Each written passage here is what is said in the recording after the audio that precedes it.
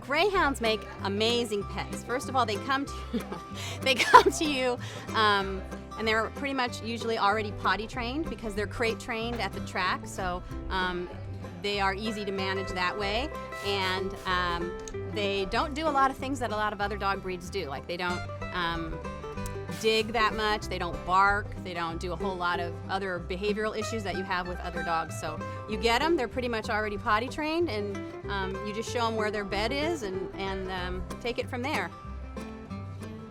Genetically, going back to their roots, this is the oldest purebred breed of dog that they found. They were buried with the pharaohs and everything like that. So just from day one, they have been hunters and sprinters, and they love to run. So when you get a dog at the racing industry, when a dog's been to the racing industry, then they've been extra rewarded for running. You know, it's even more deeply ingrained than just their natural genetic desire to do it.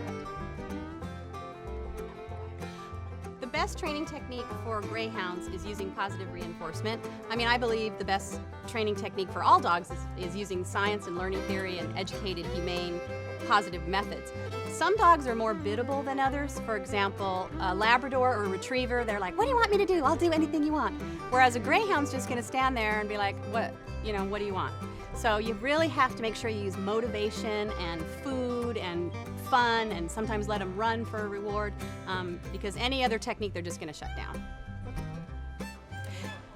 That's a great question. What you have to do as a Greyhound owner is you have to be really responsible about your front door. Because they are trained, front doors are like starting gates to them. So they're trained, these are retired racing dogs, so they have been in the slots to race, and so they will kind of generalize that same sprinting behavior right out your front door if you're not watching what you're doing. So you always want to make sure that you have maybe a system where there's an extra fence. You also do some training with your dog on impulse control, teach them to stay at the front door, teach them to do a wait, but you never leave it to chance with a dog that is capable of going 45 miles an hour. So we never just open the front door and nobody's holding the dog, or you train the dog to go to a spot when the doorbell rings.